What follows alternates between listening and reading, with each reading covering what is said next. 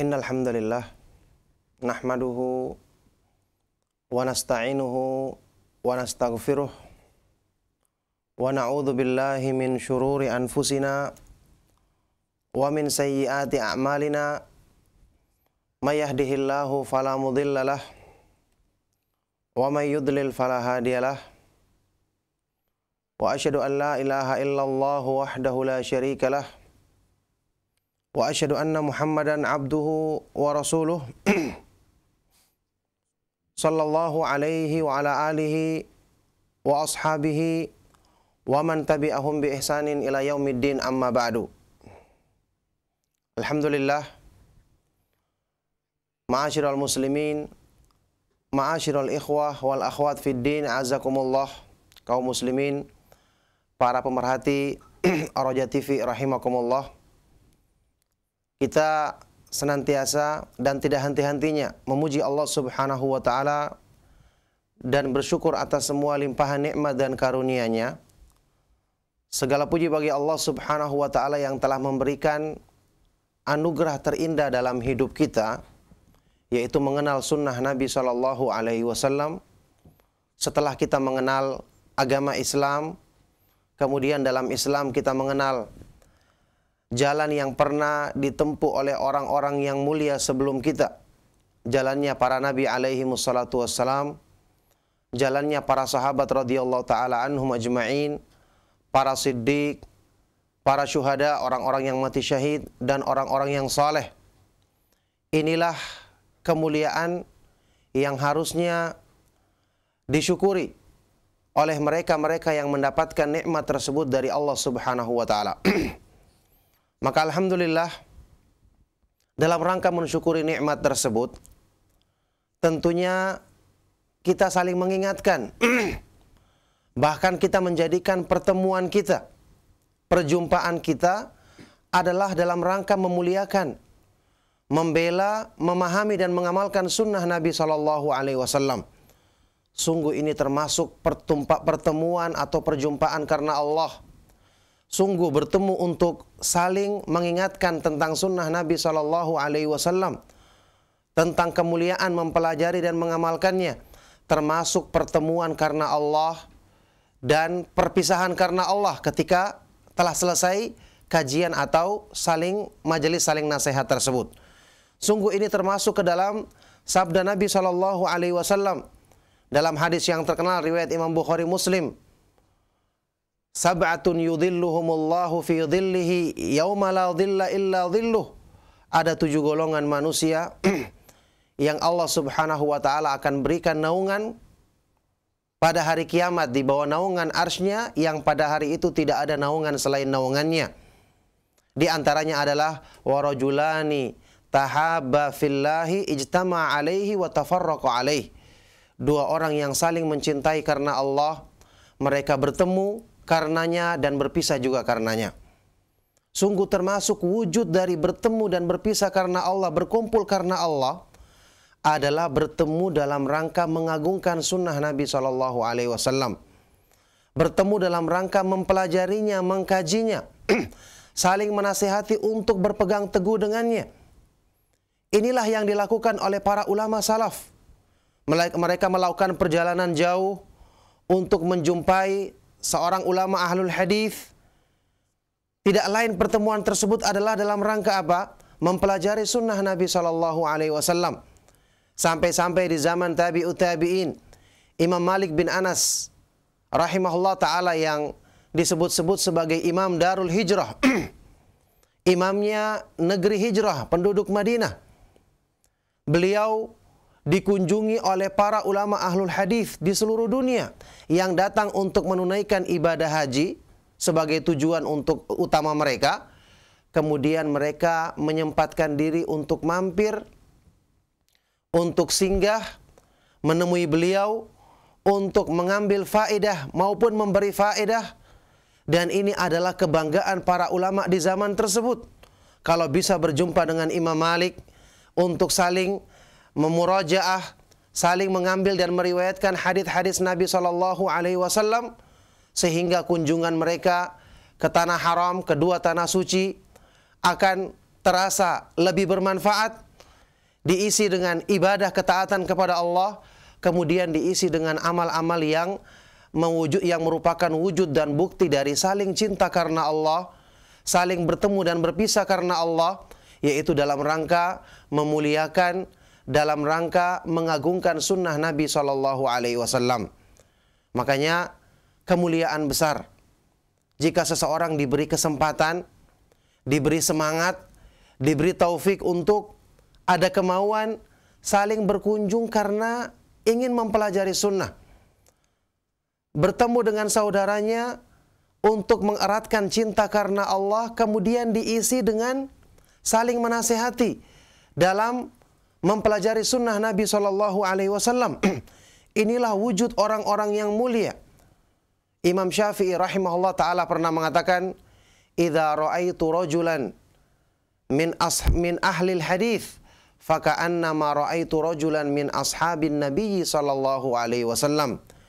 Kalau aku melihat salah seorang dari penuntut ilmu hadis, aku melihat salah seorang yang datang semangat untuk mengikuti kajian, menimba ilmu yang bersumber dari sunnah Nabi sallallahu alaihi wasallam, maka seolah-olah aku melihat salah seorang dari sahabat Nabi sallallahu alaihi wasallam.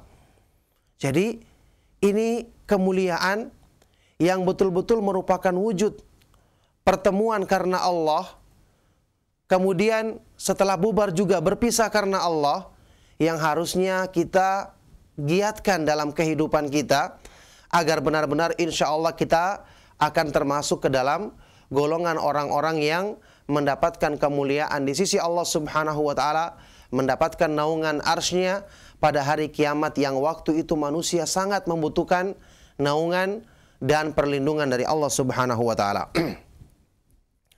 Ma'asyiral muslimin rahimakumullah.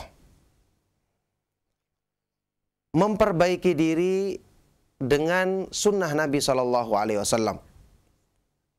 Belajar sunnah banyak manfaatnya. Bertemu karena sunnah adalah kemuliaan. Berkumpul karena mempelajarinya adalah pahala besar di sisi Allah Subhanahu wa ta'ala. Lebih daripada itu, sunnah yang Allah Subhanahu wa ta'ala turunkan kepada Rasulnya sallallahu alaihi wasallam adalah sebab untuk memperbaiki diri manusia lahir dan batin. Sebab untuk membenarkan keyakinan, membenarkan amalan hati yang merupakan asalnya takwa, sebagaimana sabda Nabi SAW, "At-taqwa hahuna," wa asyara ila sadrihi thalatha marrat. Takwa itu terletak di sini, yang kemudian beliau mengisyaratkan menunjuk ke dalam dada beliau sebanyak 3 kali. Memperbaiki amalan hati ini yang kemudian menjadikan lurus amalan anggota badan manusia. Inilah fungsi mempelajari sunnah Nabi SAW. Coba perhatikan makna firman Allah Subhanahu wa ta'ala dalam Al-Quran. "Huwallazi arsala rasulahu bil huda wa dinil haqqi liyudhhirahu 'ala ad-dini kullihi walau karihal musyrikun."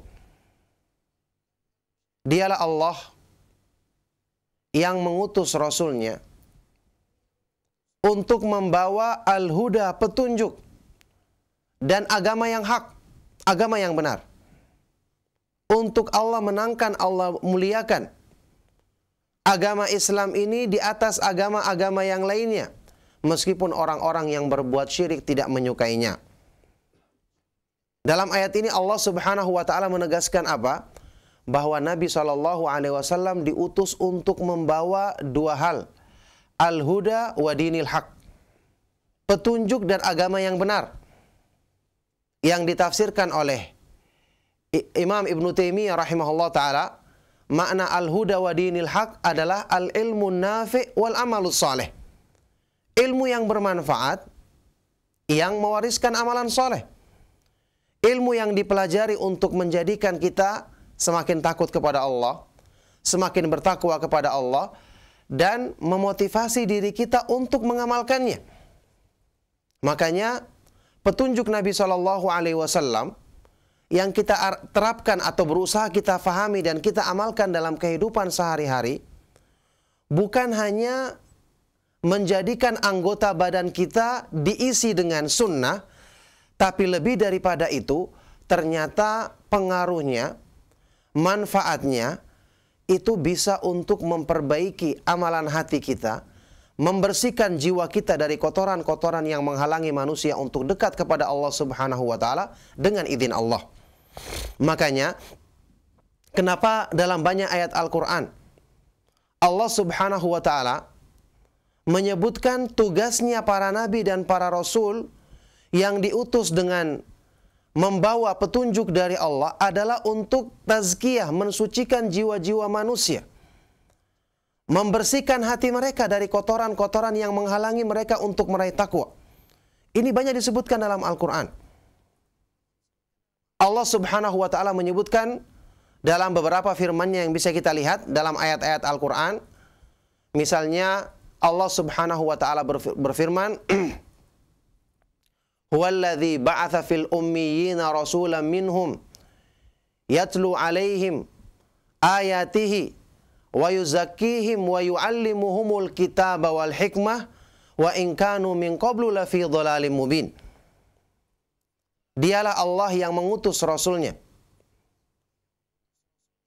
yang mengutus kepada kaum muslimin Rasulnya, yang Allah Subhanahu wa Ta'ala jadikan tugas Rasulnya ini. Jadi Allah mengutus kepada mereka Rasul dari kalangan mereka sendiri. Tugasnya adalah membacakan kepada mereka ayat-ayat Allah, wa yuzakkihim, dan membersihkan jiwa-jiwa mereka. Perhatikan kalimat ini, tazkiyah, artinya Rasulullah SAW membacakan ayat-ayat Allah, membacakan petunjuknya kepada umatnya. Tujuannya adalah untuk membersihkan hati mereka, mensucikan jiwa-jiwa mereka sehingga mereka mudah untuk meraih kedekatan kepada Allah. Wa yu'allimuhumul kitaba wal hikmah, dan mengajarkan kepada mereka Alkitab, yaitu Al-Quran, dan Al-Hikmah, yaitu sunnah, petunjuk dan bimbingan beliau sallallahu alaihi wasallam. Wa in kanu min qablu lafi dhalalim mubin, meskipun untuk itu sebelumnya mereka benar-benar hidup di dalam kesesatan yang nyata. Nah, oleh karena itulah di sini kita lihat fungsi yang agung dengan belajar sunnah, dengan kita mengenal keutamaannya, dengan kita mengenal bimbingan Rasulullah sallallahu alaihi wasallam. Kita fahami dari ayat-ayat Al-Quran dan hadis-hadis yang sahih dari Nabi sallallahu alaihi wasallam, kita berusaha menerapkannya dalam diri kita, menundukkan hawa nafsu untuk mau mengamalkannya, maka kita akan rasakan satu pengaruh yang luar biasa. Hati kita akan semakin bening, jiwa kita akan semakin mudah diarahkan kepada kebaikan. Sedikit demi sedikit sifat asal jiwa manusia yang ammaratun bisu, selalu mengajak kepada keburukan, sulit untuk diajak kepada ketaatan, maka semakin hilang dengan semakin kita semangat mempelajari sunnah Nabi SAW. Inilah bukti kemuliaan yang Allah Subhanahu wa Ta'ala jadikan pada petunjuk yang dibawa oleh nabinya, Nabi kita Nabi Muhammad SAW. Maka benarlah Rasulullah SAW yang bersabda dalam hadis sahih riwayat Imam Bukhari dan Muslim, "Inna mathala ma ba'athani Allahu bihi minal huda wal ilmi kamathali ghaithin asaba ardon." Sesungguhnya perumpamaan dari petunjuk dan ilmu yang aku bawa dari Allah Subhanahu wa Ta'ala, perumpamaan dari petunjuk dan ilmu yang aku bawa dari Allah Subhanahu wa Ta'ala adalah seperti perumpamaan hujan yang baik yang diturunkan ke muka bumi. Maka sebagaimana fungsi hujan ketika turun ke muka bumi adalah untuk menghidupkan tanah yang tandus, menjadi sebab kehidupan dan kebaikan bagi banyak makhluk. Bukan cuma manusia yang meminum airnya, tapi tumbuh-tumbuhan, hewan, bahkan tanah tersebut. Sebagian bumi juga ada yang bisa menampung air seperti danau, sungai, dan seterusnya untuk diambil manfaatnya oleh makhluk hidup. Inilah fungsi dan perumpamaan, sebaik-baik perumpamaan yang menggambarkan kepada kita bagaimana manfaat wahyu yang diturunkan oleh Allah Subhanahu wa Ta'ala kepada Rasulnya sallallahu alaihi wasallam untuk memperbaiki diri manusia lahir dan batin, memperbaiki ilmu dan pengamalan mereka terhadap petunjuk Allah Subhanahu wa taala dalam ayat-ayat Al-Qur'an maupun hadis-hadis yang sahih dari Nabi sallallahu alaihi wasallam.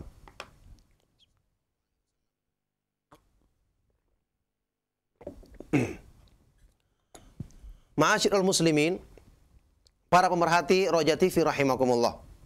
Oleh karena itu, dari sini kita mengambil kesimpulan. Kalau memang kita ingin memperbaiki diri kita, menjadikan baik pemahaman dan pengamalan agama dalam diri kita, bukan cuma sekedar menghiasi anggota badan dengan penampilan-penampilan yang diperintahkan dalam Islam yang jelas ini merupakan kebaikan, tapi juga menjadikan ilmu tersebut, ketaatan kepada Allah tersebut merasuk ke dalam hati kita, maka tidak lain jawabannya adalah belajar sunnah Nabi Sallallahu Alaihi Wasallam. Belajari dengan sungguh-sungguh sunnah Nabi Sallallahu Alaihi Wasallam, berusaha untuk menjadikannya sebagai pengoreksi diri kita. Artinya, setiap kita mendapatkan petunjuk Nabi Sallallahu Alaihi Wasallam berdasarkan keterangan yang bersumber dari Al-Quran dan hadis yang sahih, kita rubah diri kita untuk mengikutinya. Kita jadikan diri kita untuk selalu mentaati petunjuk tersebut, maka ini demi Allah akan memperbaiki diri kita sedikit demi sedikit, menghilangkan kotoran-kotoran dalam hati kita, yang dengan inilah merupakan cara untuk kita menapaki tangga-tangga menuju ketakwaan kepada Allah Subhanahu wa taala. Maka ini merupakan faedah yang mulia dari mempelajari sunnah Nabi Sallallahu Alaihi Wasallam. Sebagian di antara para ulama, ya, seperti keterangannya Imam Ibnu Qayyim al-Jauziyah rahimahullah ta'ala, ketika beliau menjelaskan panjang lebar tentang makna sabda Nabi Sallallahu Alaihi Wasallam, hadis yang mutawatir yang terkenal, yang diriwayatkan oleh banyak sahabat Nabi Sallallahu Alaihi Wasallam, bahkan sebagian dari para ulama menyebutkan sekitar 30 sahabat yang meriwayatkannya, yaitu ucapan Nabi Sallallahu Alaihi Wasallam yang kita kenal, naddarallahu mra'an sami'a maqalati, fi riwayatin sami'a minna hadithan, sami'a maqalati fawa'aha wa hafidhaha thumma addaha kama sami'. Semoga Allah Subhanahu wa taala mengelokkan rupa, memperindah wajah. Semoga Allah Subhanahu wa taala memperbaiki, menjadikan indah fisik seseorang yang mendengar ucapanku, yakni mendengar ucapannya Nabi Sallallahu Alaihi Wasallam, kemudian dipahaminya, dihafalnya, yang setelah itu disampaikannya kepada orang lain, dan seterusnya makna daripada hadis ini disampaikannya kepada orang lain sebagaimana dia mendengarnya. Di sini Rasulullah Sallallahu Alaihi Wasallam pertama mendoakan kecerahan wajah, keindahan fisik pada orang yang mempelajari, memahami, mengamalkan, dan kemudian berusaha menjadi sebab tersebarnya sunnah Nabi Sallallahu Alaihi Wasallam di kalangan kaum muslimin. Allah menjadikan wajah mereka bercahaya, menjadikan fisik mereka indah, sampai-sampai sebagian dari para ulama, yakni Sufyan ibnu Uyainah, ulama ahlu sunnah yang terkenal dari kalangan tabi'ut tabi'in, pernah mengatakan, ma min rajulin yatlubul haditha illa wa fi wajhi nadrah. Tidak ada seorang muslim pun yang mempelajari sunnah Nabi Sallallahu Alaihi Wasallam dengan sungguh-sungguh, kecuali akan terlihat pada wajahnya kecerahan, akan terpancar cahaya pada wajahnya. Dan ini merupakan sifat kebaikan-kebaikan yang Allah jadikan dalam petunjuknya, dalam agama Islam, dalam syariat yang diturunkannya kepada Nabi kita Nabi Muhammad Sallallahu Alaihi Wasallam. Makanya sebagian dari para ulama menyebutkan tentang makna firman Allah Subhanahu wa taala dalam surat Al-Imran sehubungan dengan hadis ini. Allah Subhanahu wa taala berfirman, "Yauma tabyaddu wujuhu wa taswaddu wujuh.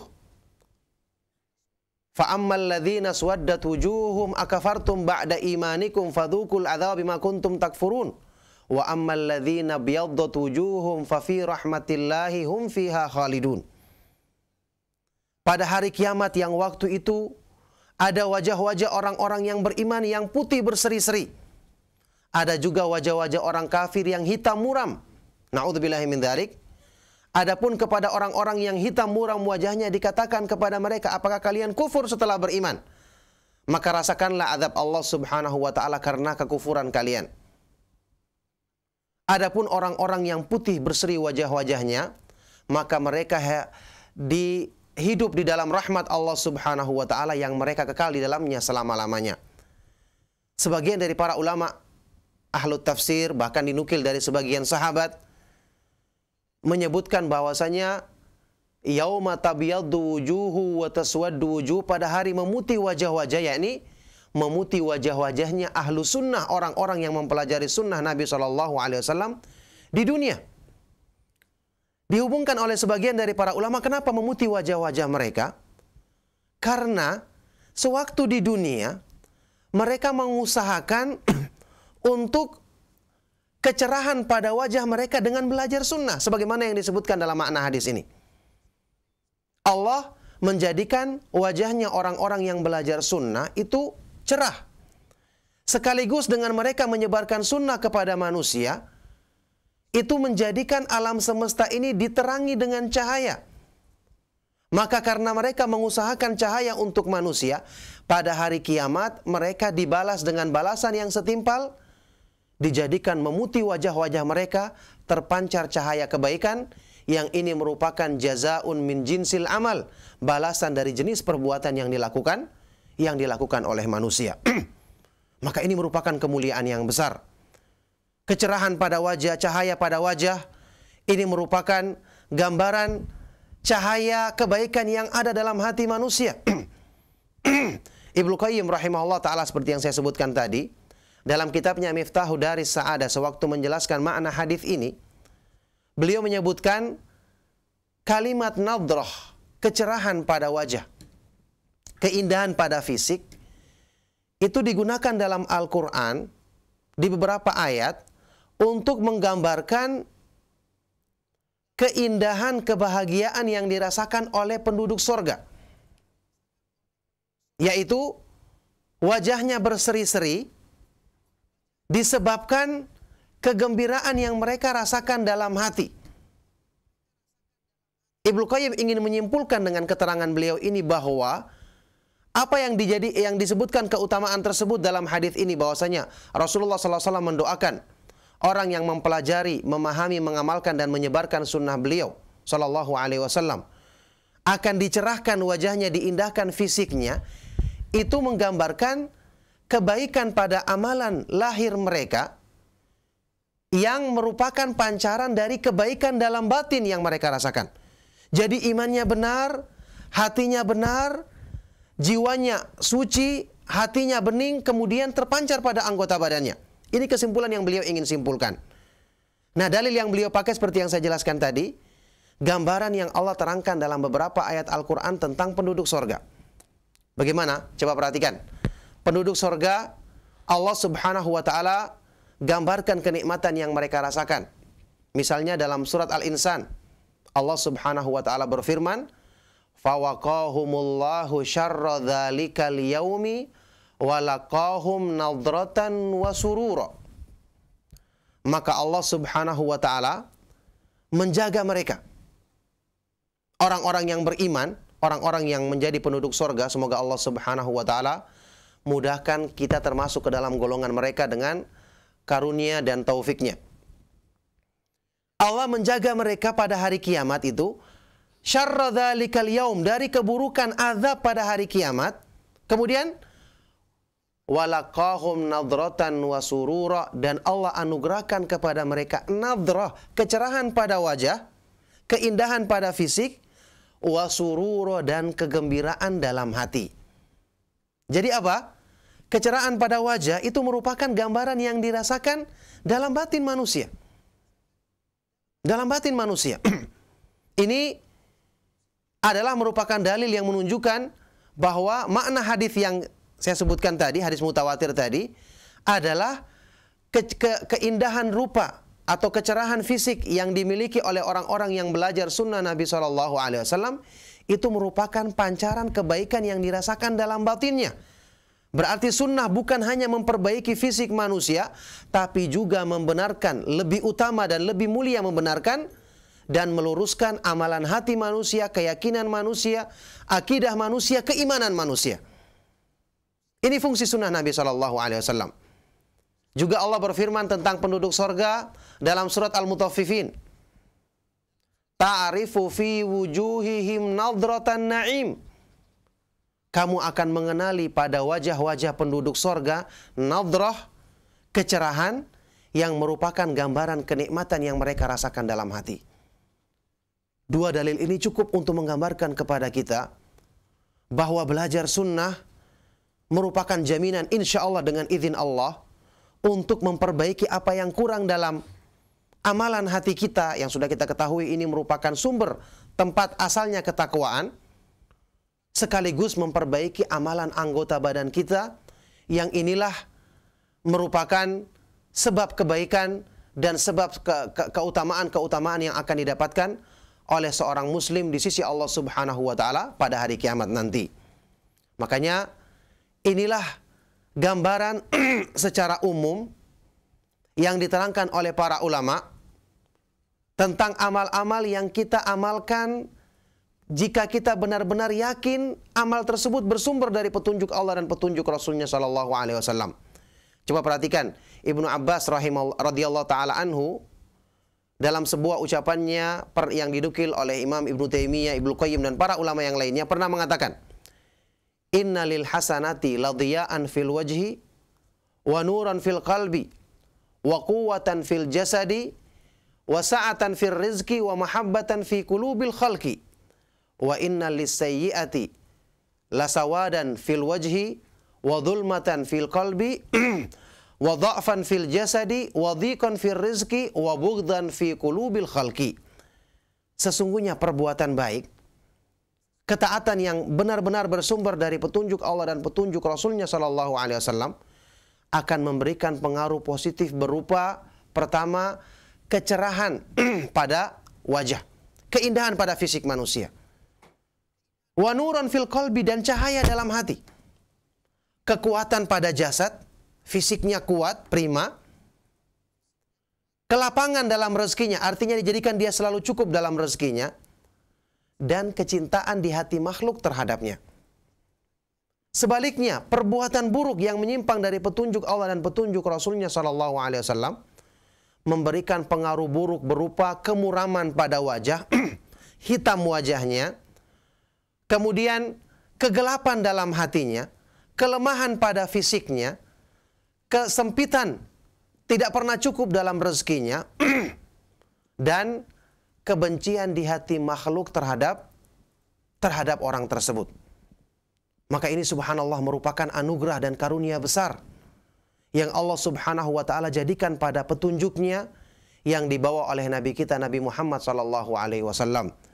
Nah, oleh karena itulah di sini ma'asyiral muslimin, para pemerhati Roja TV rahimakumullah, satu kabar gembira yang harusnya kita syukuri. Dengan kita sabar mempelajari sunnah Nabi sallallahu alaihi wasallam, sabar memahaminya, sabar mengamalkannya, bersabar menghadapi godaan-godaan dan cobaan-cobaan ketika kita berpegang teguh dengannya.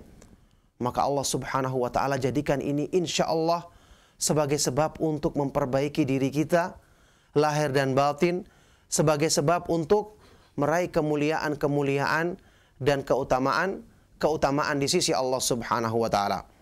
Nah, oleh karena itulah di sini anjuran bagi mereka-mereka yang dimudahkan, diberi taufik untuk semangat mempelajari sunnah Nabi Shallallahu Alaihi Wasallam, hendaknya dia menjaga nikmat ini. Sungguh dia akan merasakan pengaruhnya. Karena seseorang yang akan selamat ketika menghadap Allah Subhanahu wa taala adalah orang yang membawa kebaikan lahir dan batinnya. Membawa kebaikan lahir dan batinnya. Lihatlah para ulama kita ketika mereka menjelaskan misalnya sebab-sebab untuk mendapatkan husnul khatimah, kesimpulannya ada pada perbaikan lahir dan batin manusia. Perbaikan keimanan, ikhlas, tauhid dengan kalimat la ilaha illallah. Kemudian memperbaiki amalan anggota badan dengan melaksanakan konsekuensi syahadat wa asyhadu anna Muhammadan Rasulullah. Imam Abdul Haq Al-Ishbili rahimahullah ta'ala pernah mengatakan, wa'lam anna su'al khatimah a'adhanallahu minha la yakunu liman istaqama zahiruhu wa saluha batinuhu. Ketahuilah bahwa su'ul khatimah, mati di atas keburukan, semoga Allah melindungi kita semua darinya, tidak mungkin menimpa orang yang baik amalan anggota badannya yang dibarengi dengan kesolehan dalam batinnya, kebaikan dalam batinnya. Ini semua dicapai dengan apa? Dengan taufik dari Allah Subhanahu wa taala melalui pemahaman, kesabaran dalam memahami, mempelajari dan mengamalkan sunnah Nabi SAW. Oleh karena itu, alhamdulillah, mereka-mereka yang mendapatkan taufik untuk belajar sunnah, maka ketahuilah ini merupakan jalan yang benar. Inilah jalan yang lurus. Inilah jalan yang akan membawa kita untuk meraih takwa kepada Allah Subhanahu wa taala. Inilah jalan yang akan memperbaiki diri kita. Inilah makna sabda Nabi SAW, man salaka tariqan yaltamisu fihi ilman sahalallahu lahu bihi tariqan ilal jannah. Barang siapa yang menempuh satu jalan dengan tujuan untuk mencari ilmu, maka Allah Subhanahu wa taala akan mudahkan baginya jalan menuju surga. Yakni diperbaiki amalan lahir dan batinnya. Karena tidak mungkin kalau cuma fisiknya yang diperbaiki, batinnya keliru, ya Allah tidak terima. Karena Allah berfirman dalam Al-Quran, yauma la yanfa'u malu wala banun illa man atallaha biqalbin salim. Pada hari kiamat tidak bermanfaat harta maupun anak-anak, kecuali orang yang datang menghadap Allah dengan hati yang selamat. Kalau cuma fisiknya yang baik, batinnya rusak karena tidak ikhlas, kesombongan dan tidak menisbatkan nikmat kepada Allah, batinnya diisi dengan hal-hal yang menyimpang dari amalan anggota badannya, maka ini jelas bukanlah hati yang selamat ketika menghadap Allah Subhanahu wa taala. Nah, oleh karena itu ini sekaligus merupakan jawaban terhadap sebagian orang-orang yang mencela orang-orang yang mengamalkan sunnah dengan mengatakan mereka ini hanya perhatian kepada kulit-kulitnya Islam, kepada luar-luarnya Islam, tidak perhatian terhadap intinya. Maka ini adalah kebodohan. Ini ucapannya orang-orang yang tidak faham fungsinya diturunkan sunnah Nabi SAW untuk memperbaiki semua kebaikan-kebaikan dalam diri manusia, lahir dan batin. Oleh karena itulah, di sini saya ingatkan kembali, Allah Subhanahu wa taala ketika memuji petunjuk Nabi SAW sebagai petunjuk kebaikan, teladan yang baik, yang berarti orang yang menempuhnya telah menempuh jalan Allah yang lurus. Allah Subhanahu wa taala berfirman, laqad kana lakum fi Rasulillahi uswatun hasanatun liman kana yarjullaha wal yawmal akhir wa dzakarallaha katsira. Sungguh-sungguh telah ada pada diri Rasulullah SAW teladan yang baik, contoh teladan yang baik bagimu wahai orang-orang yang beriman, bagi orang-orang yang mengharapkan rahmat Allah dan balasan kebaikan di hari kemudian. Perhatikan, yang pertama, Allah menamakan petunjuk Nabi SAW sebagai uswatun hasanah, teladan yang baik. Tidak mungkin kalau teladan yang baik itu cuma memperbaiki anggota badan tapi tidak memperbaiki dalam hati. Tidak mungkin dikatakan dan dipuji oleh Allah dengan pujian tadi. Kemudian, bukti lain, Allah menggandengkan semangat mengikuti sunnah bagi siapa? Bagi orang yang mengharapkan rahmat Allah dan balasan kebaikan di hari kemudian. Ini berhubungan dengan keimanan. Ini menunjukkan bahwa dengan semangat kita pelajari sunnah, keimanan kita pun akan diperbaiki. Kecintaan kepada hari akhir pun akan semakin meningkat. Pengharapan terhadap rahmat Allah pun juga semakin benar. Makanya ketika menafsirkan ayat ini, Syekh Abdurrahman As-Sa'di dalam kitab Taisir Karimir Rahman mengatakan, wa hadhil uswatul hasanatu innama yaslukuha wa yuwaffaqu laha man kana yarjullaha wal yawmal akhir fa innama ma'ahu minal imani billahi wa raja'i thawabihi wa khawfi iqabihi hadzal ladzi yadfa'uhu ala ta'assi bin nabiy sallallahu alaihi wasallam. Contoh teladan yang baik yang ada pada sunnah Nabi sallallahu alaihi wasallam hanyalah akan ditempuh dan semangat untuk dijadikan contoh, diberi taufik untuk bisa mengikutinya. Siapa? Hanyalah akan diberikan kepada orang-orang yang mengharapkan rahmat Allah dan balasan kebaikan di hari kemudian. Hanya orang-orang yang akan diperbaiki keimanannya. Kata beliau, fa inna ma ma'ahu, karena sesungguhnya keimanan yang dimiliki oleh orang ini, pengharapannya terhadap pahala Allah dan takutnya terhadap azab Allah, inilah yang menjadi motivasi bagi dirinya untuk semangat mengambil teladan dan contoh dari sunnah Nabi SAW. Jadi digandengkan semangat mengikuti sunnah dengan keimanan. Ini menunjukkan bahwasanya semangat mengikuti sunnah memperbaiki diri manusia pada fisiknya, terlebih-lebih lagi pada hal-hal yang berhubungan dengan amalan batinnya, untuk membersihkan hatinya, mensucikan jiwanya, yang dengan ini dia akan mudah meraih ketaatan kepada Allah Subhanahu wa taala. Makanya hal-hal yang seperti ini itu disebutkan dalam banyak ayat Al-Qur'an sebagai contoh-contohnya.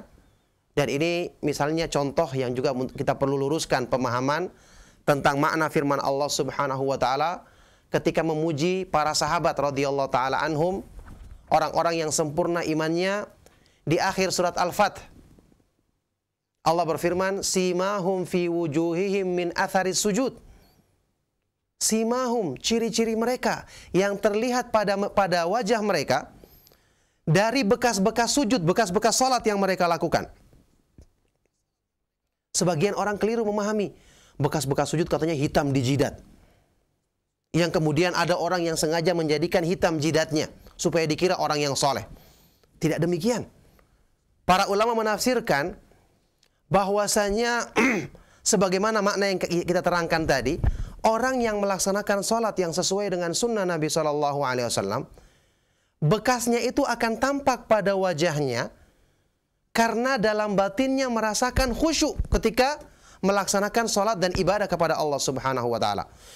Sehingga Imam Qatadah dan para ulama yang lainnya menafsirkan ayat ini dengan mengatakan arti tanda-tanda yang terlihat pada wajah mereka adalah al-khusyu' wa tawadu', kekhusyuan, ketundukan, dan sikap yang selalu merendahkan diri kepada Allah Subhanahu wa taala. Dari sinilah sebagian ulama ahlu sunnah membawakan ucapan yang terkenal, ucapan salah seorang ulama yang mengatakan, man kathurat sholatuhu bil-laili hasuna wajhu bin nahar. Barang siapa yang banyak melaksanakan sholat yang sesuai dengan sunnah Nabi SAW di malam hari, maka akan ceria wajahnya di siang hari. Jadi ini gambaran yang menunjukkan keindahan fisik itu bersumber dari apa yang terdapat dalam batin manusia. Dan ini disebutkan dalam banyak ayat Al-Quran. Nah, oleh karena itulah ini contoh-contoh gambaran yang menggambarkan kepada kita tentang indahnya mempelajari sunnah Nabi SAW. Di samping keutamaannya yang besar, kemuliaannya yang tinggi, ternyata juga ini merupakan sebab untuk memudahkan kita dengan izin Allah untuk meraih takwa kepadanya, untuk memperbaiki amalan anggota badan kita, yang juga lebih utama memperbaiki amalan-amalan yang terdapat dalam batin kita berupa keikhlasan, ketakutan kepada Allah, pengharapan, tawakal, termasuk menghilangkan penyakit-penyakit hati seperti iri, sombong, dan penyakit-penyakit buruk yang lainnya, yang tentu ini merupakan sebab-sebab yang menjadikan seseorang akan selamat ketika menempuh tahapan-tahapan perjalanan menuju keridhaan Allah Subhanahu wa taala, yang semoga Allah Subhanahu wa taala mudahkan semua ini bagi kita dengan taufik dan karunia-Nya, dengan selalu menjaga semangat kita untuk terus mempelajari sunnah Nabi SAW, memahaminya dan mengamalkannya dalam kehidupan kita. Maka demikianlah kaum muslimin rahimakumullah, ma'asyiral ikhwa wal akhwat fid din, para pendengar dan pemerhati Roja TV rahimakumullah, nasihat yang bisa kami sampaikan dalam rangka untuk mengingatkan dan mensyukuri nikmat yang Allah Subhanahu wa taala berikan kepada kita untuk semangat mempelajari sunnah Nabi SAW, yang kita ajak dan kita doakan juga kaum muslimin lainnya untuk bisa merasakan nikmat ini dengan kita mendakwai mereka dengan cara yang lemah lembut, agar mereka memahami keindahan sunnah dan tertarik untuk mengikutinya, agar cahaya sunnah tersebar di alam semesta ini, karena sungguh alam semesta ini semua gelap kecuali yang disinari dengan cahaya dari sunnah Nabi SAW. Sebagaimana ucapan Syekhul Islam Ibnu Taimiyah rahimahullah ta'ala, ad-dunya kulluha mal'unatun mudlamatun illa ma tala'at alaihi syamsur risalah. Dunia ini semuanya gelap dan jauh dari cahaya, dan semuanya dijauhkan dari rahmat Allah Subhanahu wa taala kecuali yang disinari dengan matahari, cahaya dari matahari, sunnah Nabi Shallallahu Alaihi Wasallam. Semoga Allah Subhanahu Wa Taala memberikan taufiknya kepada kita semua, kepada kaum muslimin, untuk kembali kepada agama mereka, untuk kembali kepada sunnah Nabi Shallallahu Alaihi Wasallam yang akan menjadi sebab kemuliaan hidup mereka di dunia dan di akhirat. Demikianlah kajian singkat pada pagi hari ini, nasihat yang semoga bermanfaat untuk kita semua. Mohon maaf jika ada kata-kata yang salah dan kurang berkenan. Sallallahu wasallam wa barak ala nabiyina Muhammadin wa ala alihi wa ashabihi wa man tabi'ahum bi ihsan ila yaumiddin wa akhiru da'wana anil hamdulillahi rabbil alamin. Nah, syukran jazakallahu khair, barakallahu fiik atas materi yang telah disampaikan dari pembahasan mengenai memperbaiki diri dengan sunnah Nabi sallallahu alaihi wasallam yang disampaikan oleh Ustaz Abdul Taslim MA hafizahullah. Mudah-mudahan bermanfaat bagi kita semua, dan untuk selanjutnya kami mengundang kepada Anda para pemirsa Roja TV ataupun pendengar Radio Roja yang ingin berinteraktif untuk bersoal jawab di layanan line telepon di 0218236543 ataupun di pesan singkat di 0819896543. Dan tentunya kami harapkan untuk lebih memperdalam pembahasan kita di kesempatan pagi hari ini ya, pertanyaan yang Anda ajukan disesuaikan dengan tema di kesempatan hari ini pula. Baik, kesempatan pertama akan kami angkat di layanan telepon di 0218236543. Halo. Assalamualaikum warahmatullahi wabarakatuh. Waalaikumsalam warahmatullahi wabarakatuh. Ya, mohon maaf sebelum dilanjutkan Pak, dikecilkan terlebih dahulu volume radio atau TV-nya, ada feedback. Ya, dengan siapa di mana? Pak Amin di Jonggol. Pak Amin di Jonggol, silakan. Assalamualaikum warahmatullahi wabarakatuh. Waalaikumsalam warahmatullahi wabarakatuh. Barakallahu fikum. Wafikum barakallahu hayakum. Anak semua mohon doanya dari semua pendengar Roja. Mudah-mudahan bisa menjalankan sunnah dengan penuh kesabaran. Dan bagaimana tata cara untuk sampai di mana mengarahkan pada anak yang kurang begitu mempelajari tata cara sunnah gitu. Allah kasih Kepada anak ya, anak. Pada gitu. anak sini. Ya. Nah, terima kasih banyak untuk Pak Amin di Jonggol. Iya, barakallahu fikum. Pertanyaan yang sangat bermanfaat sekali dari Pak Amin ya. Semoga Allah Subhanahu wa taala menjaga beliau dan keluarga dalam kebaikan Islam dan kebaikan sunnah Nabi Shallallahu alaihi wasallam, dan untuk kita semua.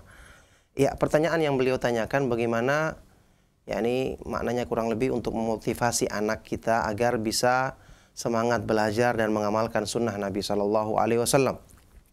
Maka pertanyaan yang sangat bermanfaat sekali ya dari beliau. Semoga Allah mudahkan beliau untuk mendakwai anak dan keluarganya dalam kebaikan yang agung ini. Mendakwai orang-orang yang kita cintai agar bisa mengenal sunnah, merasakan keindahannya dan mengamalkannya, ini juga termasuk yang dibimbing dalam sunnah Nabi Shallallahu Alaihi Wasallam. Rasulullah SAW mencontohkan kepada kita orang yang beliau cintai, pamannya yang membela beliau di awal-awal mendakwakan Islam. Ketika telah meninggal kakeknya, meninggal orang tuanya, pamannya yang membela beliau SAW. Maka Rasulullah SAW tidak bosan untuk mendakwai pamannya agar masuk Islam. Bahkan saat menjelang meninggal dunia pun Rasulullah SAW datang dengan mengatakan, ya ammi qul la ilaha illallah kalimatan uhajulaka biha indallah. Wahai pamanku, ucapkanlah kalimat la ilaha illallah, masuk Islam.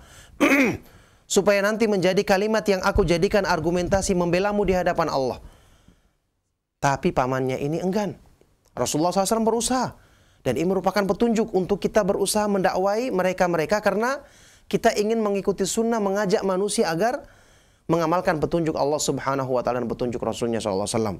Ketika itulah turun firman Allah Subhanahu wa taala, innaka la tahdi man ahbabta walakinallaha yahdi man yasha wa huwa a'lamu bil muhtadin. Sesungguhnya engkau ya Rasulullah tidak bisa memberikan hidayah kepada orang yang kamu cintai, tapi Allah dialah yang memberikan hidayah kepada siapa yang dikehendakinya, dan dia yang lebih mengetahui tentang siapa yang pantas mendapatkan hidayah darinya. Jadi kita berdakwah, kita ajak mereka, kita kenalkan kebaikan sunnah. Kalau dengan ceramah langsung mungkin mereka tidak terima, kasihkan buku, suruh dengarkan radio Roja atau TV Roja misalnya, agar dia bisa lebih tertarik. Mungkin pembahasan-pembahasan kita pilih yang lebih sesuai dengan keadaannya. Maka yang seperti ini merupakan sebab dengan jangan lupa kita berdoa kepada Allah sungguh-sungguh agar dia bisa mendapatkan hidayah. Usaha yang kita lakukan ini bagian dari praktek terhadap sunnah yang dilakukan oleh makhluk-makhluk Allah yang mulia, manusia-manusia yang sempurna imannya sebelum kita. Nabi SAW mendakwai pamannya, Nabi Nuh alaihissalam, Nabi Allah yang mulia mendakwai anak dan istrinya, tapi mereka pun tidak bisa menerima hidayah Allah. Nabi Lut dan banyak orang-orang yang soleh yang melakukannya. Makanya kita tidak berputus asa, ya. Apa yang kita alami ternyata juga dialami oleh orang-orang yang soleh sebelum kita. Maka dengan ini Allah beri kesempatan kita untuk berdakwah, mengenalkan kebaikan sunnah. Semoga ini menjadi sebab untuk hati mereka terbuka, kemudian mau mengikuti petunjuk Allah Subhanahu wa taala. Naam, barakallahu fikum.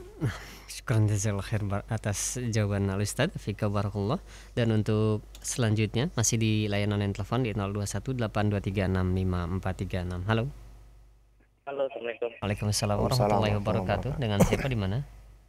Dengan Muhammad Ridwan di Serpong BSD. Ya, Muhammad Ridwan, dikecilkan terlebih dahulu volume radionya, ada feedback ya sedikit. Silakan Pak Muhammad Ridwan. Iya, Assalamualaikum Pak Ustaz. Waalaikumsalam warahmatullahi wabarakatuh. Iya, dalam menjalankan sunnah itu kan kadang banyak halangan ya. Iya. Seperti di tempat kerja saya, jenggot ini selalu dipermasalahkan. Iya. Dan saya selalu menghindar, dan kadang juga saya selalu berbohong gitu. Maksudnya kadang kalau disuruh potong saya bilang iya, tapi saya tidak melakukannya. Apakah itu maksudnya kebohongan itu dalam hukum Islam itu salah, tapi untuk membela sunnah. Nah, terus ada juga yang bilang kata teman saya dirapin aja dikit-dikit katanya. Nah, itu gimana Pak? Tolong penjelasannya. Nah, jazakallahu khair. Assalamualaikum.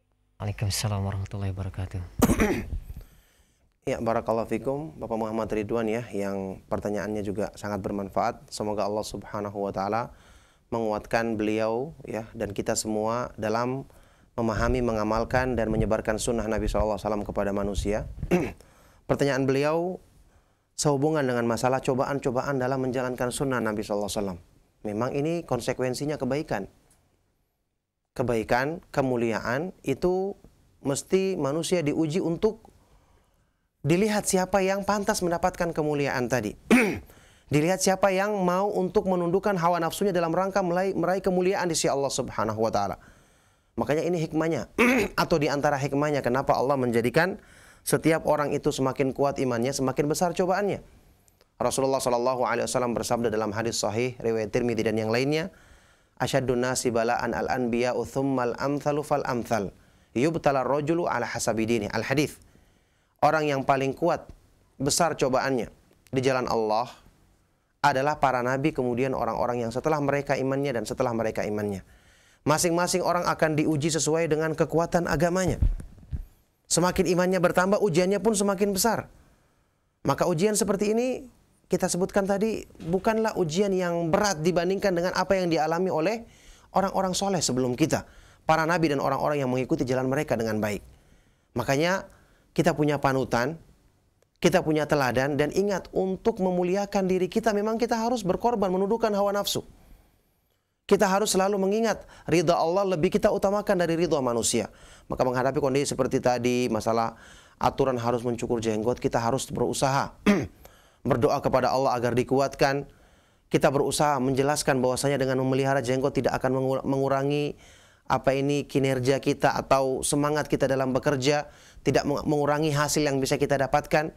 Karena jenggot alhamdulillah itu sunnah Nabi SAW, bukan lambangnya teroris atau lambangnya orang-orang yang ingin merusak citra Islam. Alhamdulillah. Dan terbukti yang seperti ini banyak buktinya. Sampaikan dengan seperti ini atau lewat buku misalnya, dan buktikan agar mereka faham bahwasanya dengan mengamalkan sunnah Nabi SAW tidak akan menjadikan kerusakan baik dalam bekerja maupun di tempat-tempat yang lainnya. Maka tentu kita harus jelaskan, tentu kita harus pertahankan kebaikan ini, karena ini merupakan konsekuensi kita harus mendahulukan ridha Allah daripada ridha manusia. Kita tahu semua hadis yang hasan riwayat Tirmidzi, Sewaktu Rasulullah SAW bersabda, "Man iltamasa ridallah bisakhatin nas radhiyallahu anhu wa ardu anhun nas. Wa man iltamasa ridon nas bisakhatillah sakhitallahu alaihi wa askhata alaihin nas." Barang siapa yang mencari keridhaan Allah dengan resiko manusia murka kepadanya, maka Allah akan ridho kepadanya dan menjadikan manusia ridho kepadanya. Tapi barang siapa yang mencari keridhaan manusia dengan Allah, resiko Allah murka kepadanya, maka Allah akan murka kepadanya dan menjadikan semua orang murka kepadanya. Karena manusia di hati mereka di tangan Allah Subhanahu wa taala. Makanya ini yang harus kita pikirkan, ini adalah ujian untuk memperbaiki keimanan kita, maka kita bersabar dan benar-benar harus mendahulukan keridhaan Allah Subhanahu wa taala. Semoga Allah senantiasa menguatkan dan membantu Bapak dan kita semua dalam berusaha untuk menegakkan kebaikan dan mendahulukan keridhaan Allah di atas keridhaan manusia. Nah, sekarang jazakallahu khair atas jawaban oleh Ustaz ya. Demikian untuk Bapak Muhammad Ridwan yang berada di Serpong BSD. Dan selanjutnya penelpon ketiga di 0218236543. Halo. Halo, assalamualaikum. Nah, rupanya terputus. Dan kami akan beralih terlebih dahulu di pertanyaan pesan singkat Ustaz. Ada beberapa pertanyaan senada, di antaranya dari Ummu Husna, Ummu Abdullah yang berada di Ciledug, dan Suteja di Majalengka, serta penanya yang lainnya yang tidak dapat kami sebutkan satu persatu, yaitu bertanya perihal, ya Ustaz, kami baru mulai mengenal manhaj yang hak ini dan kami pun bersemangat untuk menjalankan sunnah Nabi Sallallahu Alaihi Wasallam. Seringnya kami tidak peduli dengan cemoohan atau permusuhan yang diperlihatkan oleh lingkungan, bahkan keluarga. Namun kadang pula hal tersebut menjadikan semangat kami menjadi turun. Mohon nasihatnya Ustadz agar kami tetap istiqomah hingga akhir hayat nanti. Ya, barakallahu fikum. Semoga Allah Subhanahu wa taala senantiasa memudahkan antum semua dan kita semua dalam kebaikan ini, menjaga keimanan kita, semangat kita mempelajari sunnah sampai di akhir hayat kita.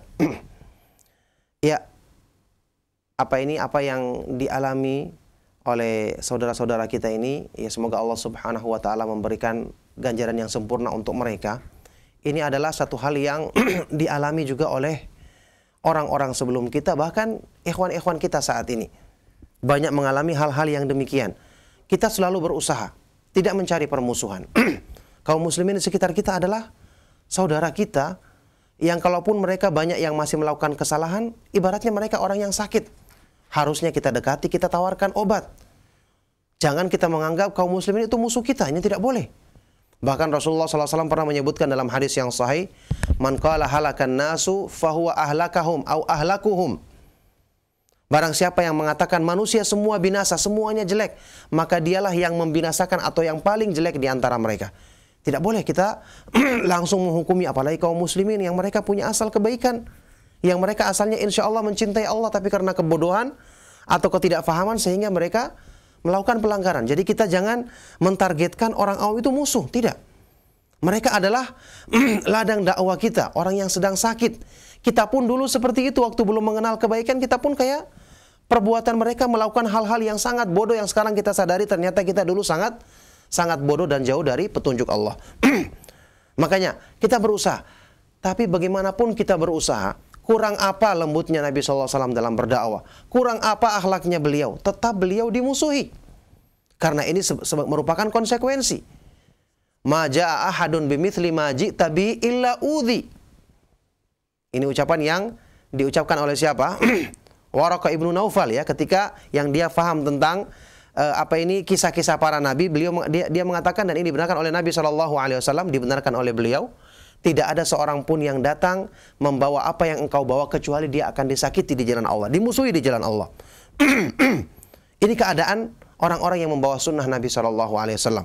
Makanya kesabaran, saling tolong menolong dalam kebaikan, selalu minta nasihat, dan selalu mengingat orang-orang yang bersabar itu akan disempurnakan pahalanya tanpa batasan. Innama yuwaffas sabiruna ajrahum bighairi hisab. Hanyalah orang-orang yang bersabar itu akan disempurnakan pahalanya tanpa hisab. Dan kesabaran dalam menjalankan sunnah ini termasuk bentuk kesabaran yang besar, yang keutamaannya sangat agung di sisi Allah Subhanahu wa taala.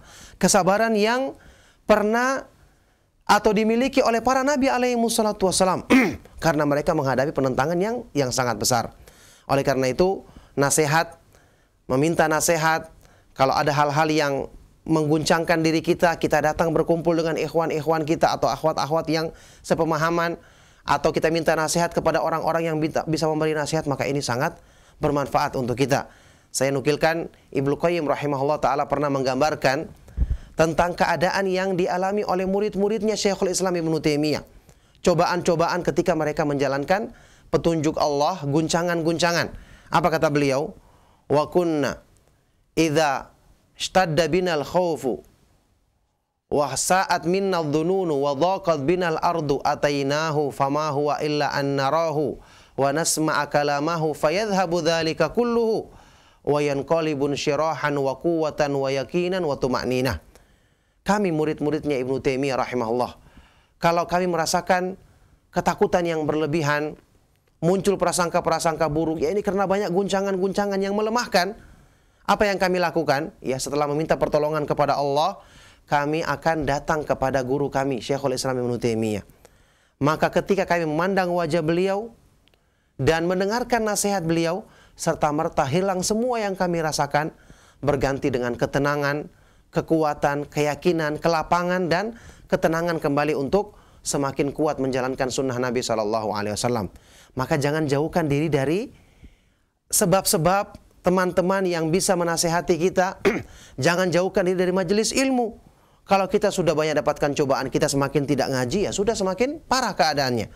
Tapi kalau kita dapatkan cobaan, kita minta nasihat, dengarkan kajian, coba kita baca Al-Quran, merenungkan artinya, semakin kita dekatkan diri kepada Allah yang ini merupakan sumber kekuatan yang utama, maka insya Allah Allah subhanahu wa ta'ala yang maha kuat dan maha perkasa akan maha mampu untuk menguatkan jiwa kita dan menjadikan kita istiqamah dalam menghadapi cobaan-cobaan tersebut. Nah, barakallahu fikum. Fikum barakallah. Nah, syukran jazakallahu khair atas jawaban Ustaz. Demikian untuk para penanya yang bertanya perihal yang senada tersebut. Baik, untuk selanjutnya masih di pesan singkat. Ya, ada pertanyaan. Barakallahu fiik. Ya Ustaz, ada seorang teman saya yang baru tertarik dengan sunnah dan dia ingin hadir langsung di pengajian. Namun ketika pertama kali hadir di kajian yang dikenal pengajian sunnah tersebut, dia seperti mendapatkan sambutan yang kurang baik. Karena mungkin dia baru hadir di kajian tersebut, dari sikap yang groginya menjadikan orang memandangnya seperti orang bodoh dan tertuduh dan yang lainnya. Dan hal tersebut tentunya membuat down dan dia berkata tidak akan hadir lagi karena malu.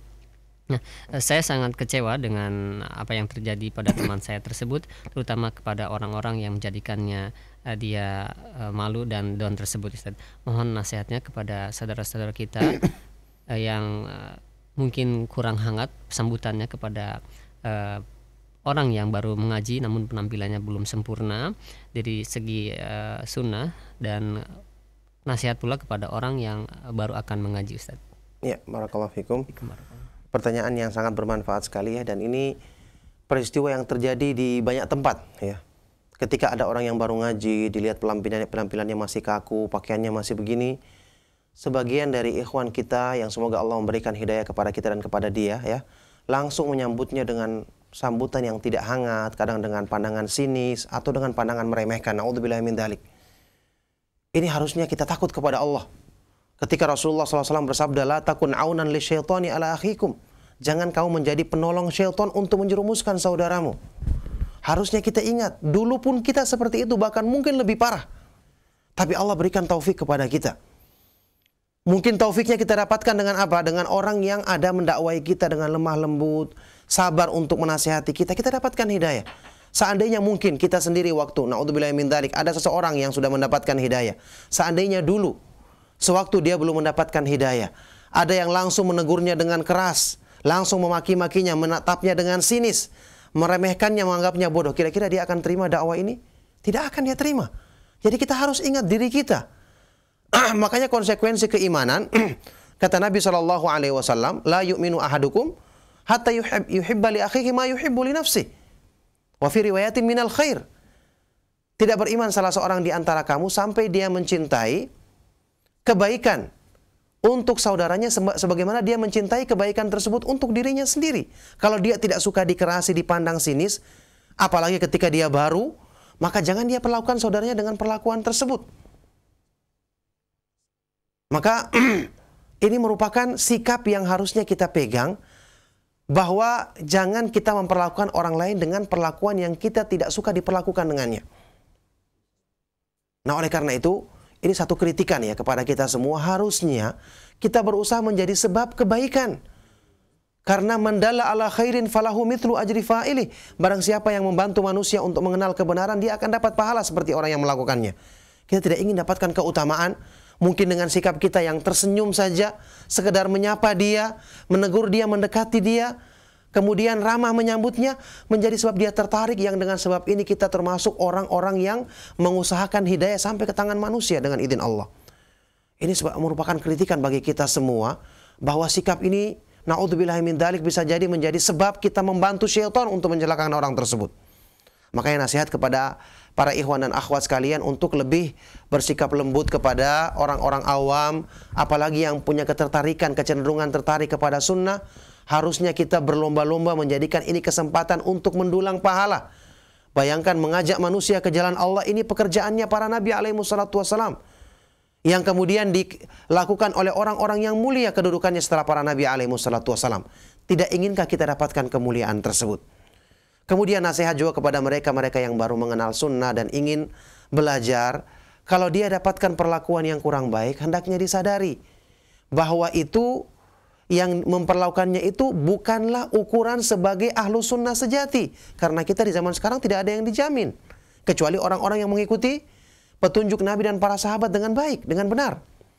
Jadi yang jadikan ukuran itu adalah sahabat Rasulullah SAW, apalagi Nabi SAW, itu yang jadi patokan, karena mereka dijamin. Jadi jangan perbuatan sebagian oknum seperti ini menjadikan dia benci kepada sunnah. Ini termasuk tipu daya syaitan. Dia pun juga menyadari dirinya bahwa ketika ingin belajar sunnah, baru mulai mengenal, syaitan tidak tinggal diam. Syaitan akan berusaha untuk mengesankan buruk agar dia menjauh dari pemahaman sunnah ini. Kalau mungkin dalam kajian atau majelis ini dia tidak dapati sambutan yang hangat, mungkin dia cari tempat kajian sunnah yang lainnya, atau melalui dengar ceramah. Atau kalau mungkin dalam kajian tersebut ada 1-2 orang yang tidak menyambutnya hangat, tidak perlu dekati orang tersebut, dekati orang yang lain, yang alhamdulillah kita yakin tidak mungkin semua yang hadir dalam kajian tersebut semuanya memasang muka sangar, kompak semua dalam memandang sinis kepadanya. Tidak mungkin. Ada orang-orang yang baik, cuma karena mungkin tipu daya syaitan yang ingin mengesankan kesan pertama bagi dirinya buruk sehingga dia lari dari sunnah. Sehingga ini harusnya disadarinya agar dia lebih bersangka baik kepada Allah Subhanahu wa taala dan lebih memikirkan tentang hal-hal yang bermanfaat untuk dirinya. Naam, barakallahu fikum.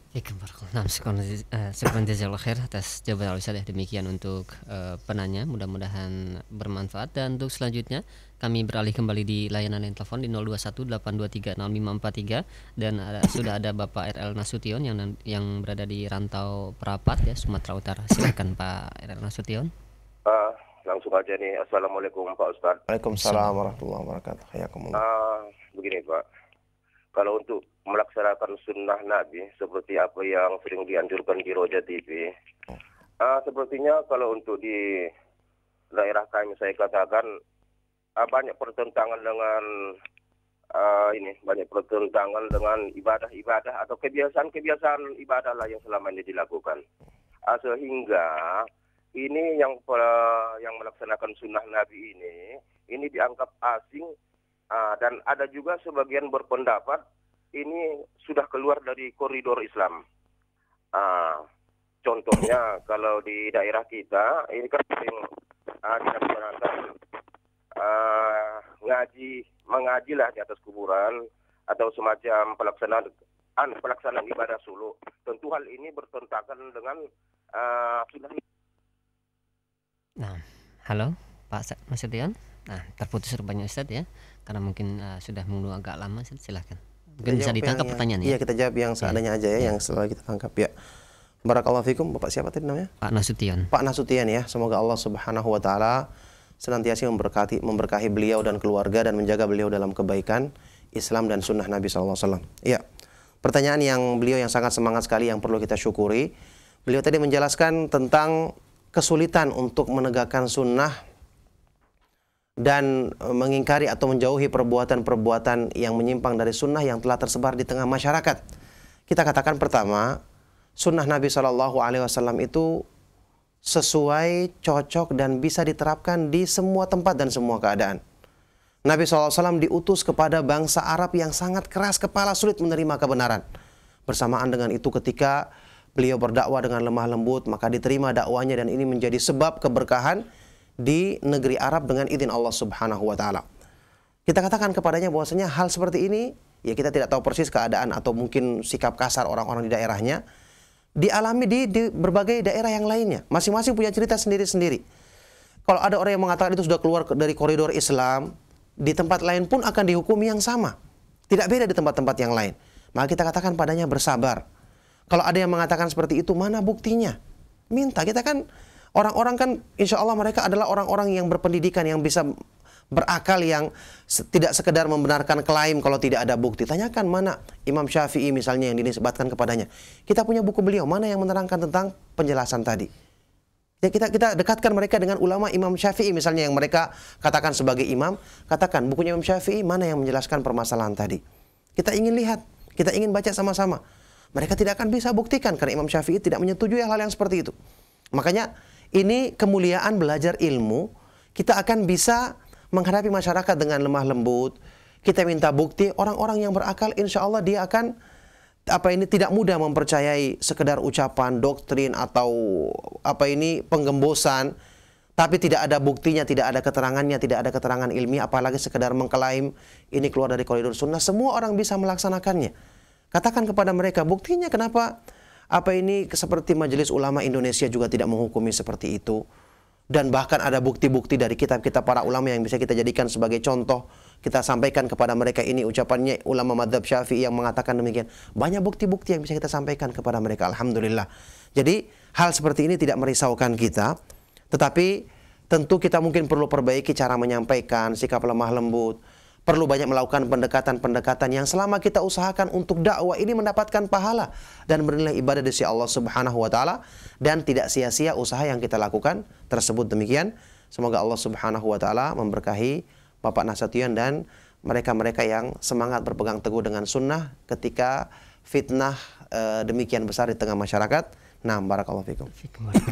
Syukran jazakallahu khair. Terima kasih banyak atas jawaban Al-Ustaz. Demikian untuk Bapak RL Nasution yang berada di Rantau Prapat, Sumatera Utara, yang mudah-mudahan Bapak mendapatkan jawaban yang sempurna dari pertanyaan Bapak. Baik, untuk selanjutnya masih di layanan telepon di 0218236543. Halo. Assalamualaikum warahmatullahi wabarakatuh. Waalaikumsalam warahmatullahi wabarakatuh. Dengan siapa, di mana, Pak? Pak Rashid di Kampung Rawa, Jakarta Pusat. Nah, silakan Pak Rashid. Assalamualaikum Pak Ustadz. Assalamualaikum.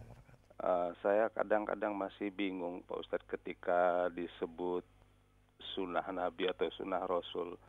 Ini kan konotasinya ada dua pengertian. Pertama bahwa itu wajib. Yang kedua adalah sunnah dalam pengertian bila dikerjakan mendapat pahala, bila tidak dikerjakan tidak apa-apa. Nah, pertanyaannya apa batasannya ketika itu yang sunnah itu berarti wajib atau yang sunnah dalam arti yang tidak apa-apa kalau tidak dikerjakan. Terima kasih. Assalamualaikum warahmatullahi wabarakatuh. Waalaikumsalam warahmatullahi wabarakatuh. Ya, barakallahu fikum. Pertanyaan yang sangat bermanfaat sekali dari Bapak ini ya. Semoga Allah menambah kebaikan dalam diri beliau dan keluarganya. Pertanyaan, ketika disebutkan sunnah, bingung maksudnya sunnah yang mana. Maka tentu ya jelas kita lihat dari pembicaraan. Dan memang istilah yang aslinya ketika disebut sunnah Nabi SAW artinya pemahaman dan pengamalan Nabi SAW terhadap agama Islam secara keseluruhan.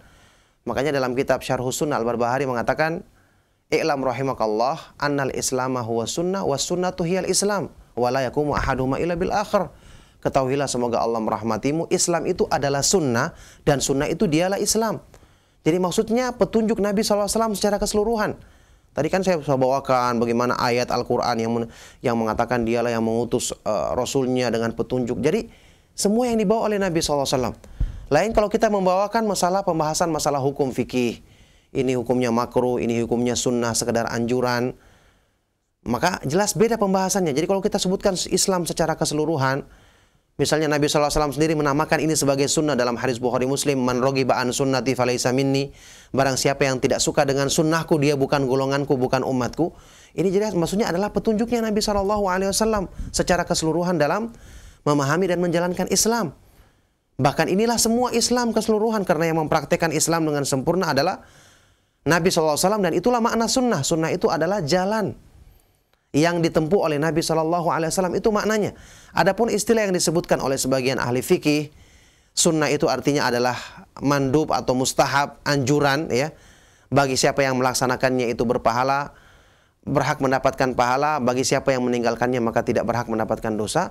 Maka ini pembahasannya tentu dilihat dari pembicaraan. Kalau kita bicara masalah hukum, perselisihan, ini ada yang mengatakan wajib, ada yang mengatakan sunnah, maka ini jelas beda pemahamannya. Tapi kalau kita bilang Islam secara keseluruhan, pemahaman Al-Quran yang dijalankan oleh Nabi SAW terhadap agama, jelas ini maksudnya adalah sunnah yang merupakan jalan yang ditempuh oleh Nabi SAW dalam mengamalkan petunjuk Allah Subhanahu Wa Taala secara keseluruhan. Nah, sekarang ya, atas jawaban Al-Ustaz ya, demikian untuk Bapak Rashid yang berada di Jakarta Pusat. Baik, untuk selanjutnya kami beralih kembali di layanan pesan singkat. Baik, ada pertanyaan dari Abdullah yang berada di Bogor. Ya Ustaz, mengapa dakwah yang mengajak kepada al-haq ini lebih mudah berkembang cepat dan diterima di perkotaan dibanding di perkampungan? Padahal kultur dari masyarakat perkampungan mereka itu sangat mudah diatur dibanding dengan masyarakat perkotaan. Ya, barakallahu fikum. Pertanyaan yang sangat bermanfaat sekali. Semoga Allah Subhanahu Wa Taala menjaga beliau ini dalam kebaikan. Adapun secara jawaban dari para ulama atau para masyayikh ya tentang masalah ini secara khusus, kenapa dakwah sunnah atau dakwah yang benar, dakwah Ahlus Sunnah wal Jamaah lebih mudah diterima di kota daripada di desa, saya secara pribadi belum pernah mendengarkannya secara langsung ya. Yang pernah saya dengar itu sebagian masyayikh atau sebagian dari para ulama di Saudi mengatakan seharusnya masyarakat Indonesia, masyarakat Muslim Indonesia yang terkenal wataknya sangat lembut, ramah, mudah diarahkan, seharusnya dakwah sunnah itu mudah diterima oleh mereka. Sampai-sampai mereka sering mengkritik kita kalau mendapati mungkin sunnah sulit berkembang di sebagian daerah tertentu. Kata mereka, wataknya orang Indonesia yang tercermin dari jamaah haji yang mereka saksikan, mudah diatur, nurut dan seterusnya. Harusnya mereka ini mudah menerima kebenaran, karena kebenaran itu indah dan asalnya tidak bertentangan dengan fitrah manusia. Ala kulli hal ya, kalau kita mau katakan dengan sepanjang pengetahuan atau analisa kita tentang permasalahan ini, bisa kita katakan bahwasanya kemungkinan besar di desa ya, orang-orang di desa mungkin dia punya ketakutan yang berlebihan untuk melakukan sesuatu yang tidak dilihat di masyarakatnya. Mereka jadikan itulah sebagai sumber, itulah ukuran kebenaran. Meskipun hatinya mungkin menerima atau cocok dengan hatinya satu kebenaran, dia takut untuk menyelisihi orang-orang di sekitarnya. Apalagi di situ juga ditanamkan sejak kecil mungkin pemahaman untuk fanatik terhadap kiainya atau ustadz yang jadi rujukan di desa tersebut, sehingga dia takut untuk menyelisihinya. Beda sama orang di kota yang mungkin lebih bebas, lebih merdeka berpikirnya, yang mereka juga rasa penasarannya tinggi, kalau ada sesuatu yang baru pengen didengar, pengen dilihat.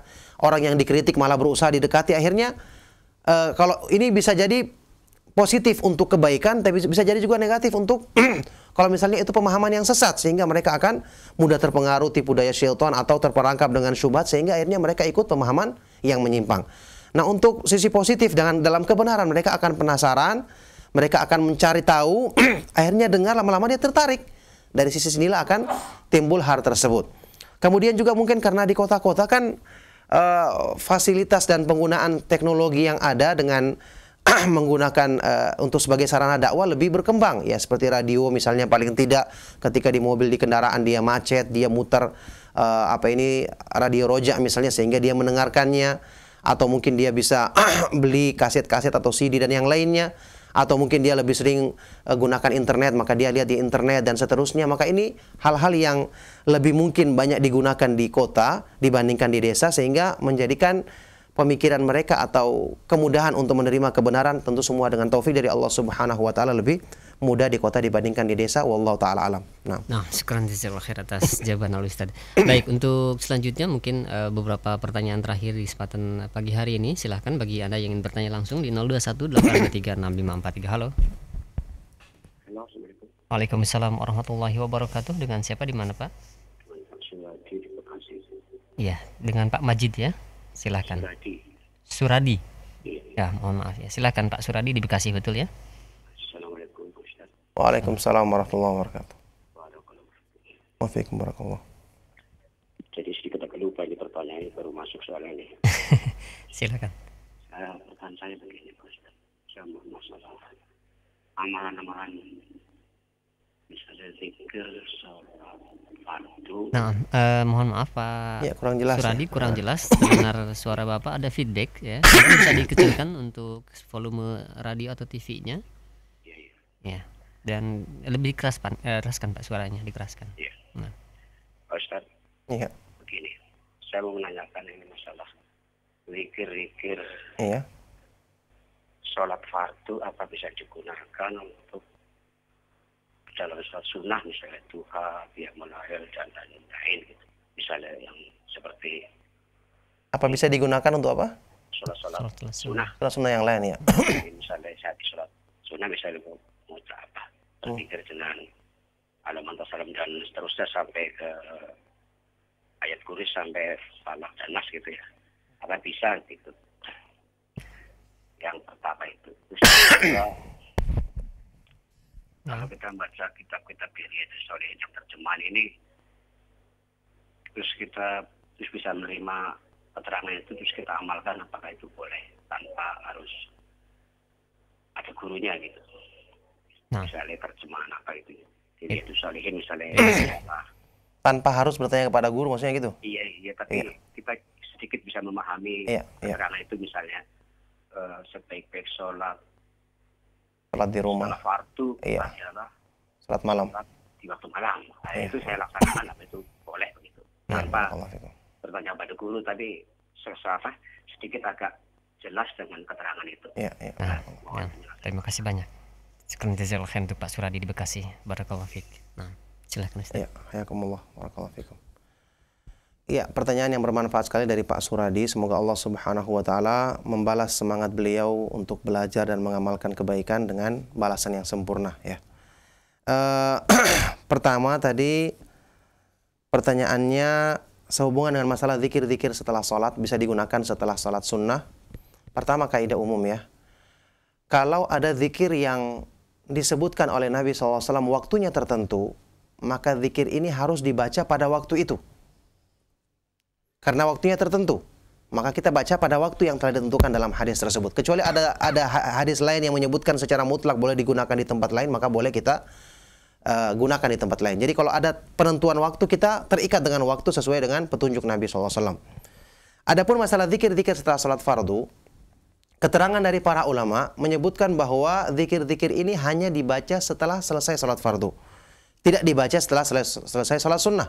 Karena demikianlah petunjuk Nabi SAW.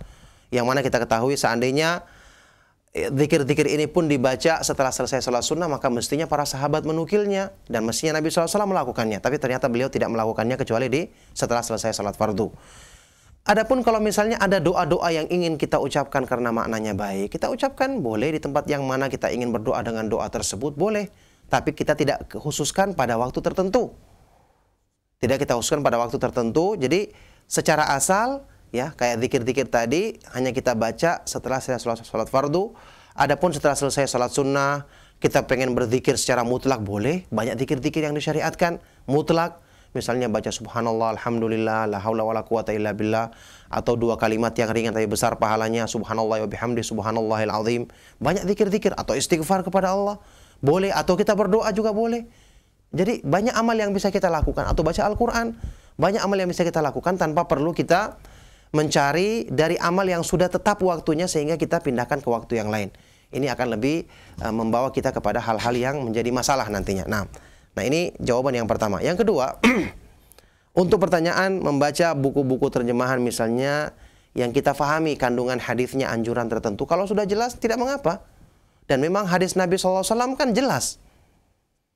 Mayoritasnya jelas karena Nabi SAW mensifati petunjuk beliau dalam hadis sahih dari Imam Ahmad, laqad taraktukum ala mithlil baydha lailuha kanahariha la yazigu anha ba'di illa halik.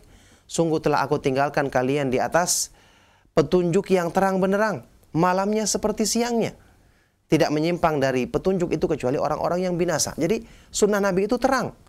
Kalau kita paham bahasa Arab dan juga terjemahannya kita percaya penerjemahannya baik, insya Allah secara zahir kalau kita pahami misalnya anjuran amalan tertentu tidak butuh banyak kata-kata yang perlu difahami, ya kita cukup langsung mengamalkannya, maka ini diperbolehkan.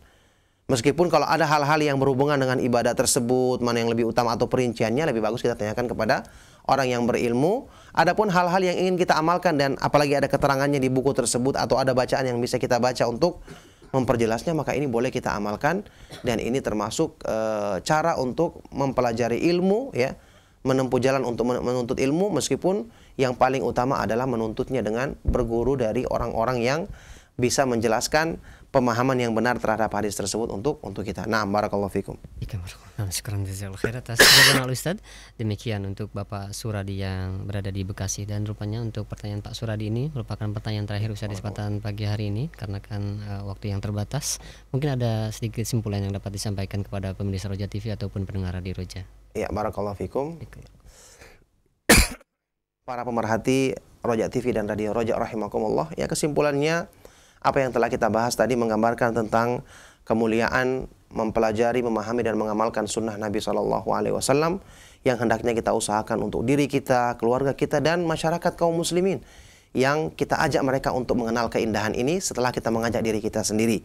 Kemudian ternyata kita mempelajari sunnah, keutamaannya besar, kemuliaannya besar dan manfaatnya untuk diri kita besar. Maka hendaknya kita selalu berdoa kepada Allah Subhanahu wa taala agar petunjuk ini ditetapkan dalam diri kita dan dijadikan kita meninggal dunia di atas kecintaan kepada Allah dan Rasul-Nya, di atas petunjuk Islam dan petunjuk sunnah Nabi SAW, yang semoga Allah Subhanahu wa taala mudahkan itu bagi kita semua. Demikian kita cukupkan ya. Sallallahu wasallam wa barak ala nabiyina Muhammadin wa ala alihi wa ashabihi wa man tabi'ahum bi ihsan ila yaumiddin wa akhiru da'wana alhamdulillahi rabbil alamin. Subhanakallahumma bihamdika asyhadu an la ilaha illa anta astaghfiruka wa atubu ilaik. Wassalamualaikum warahmatullahi wabarakatuh.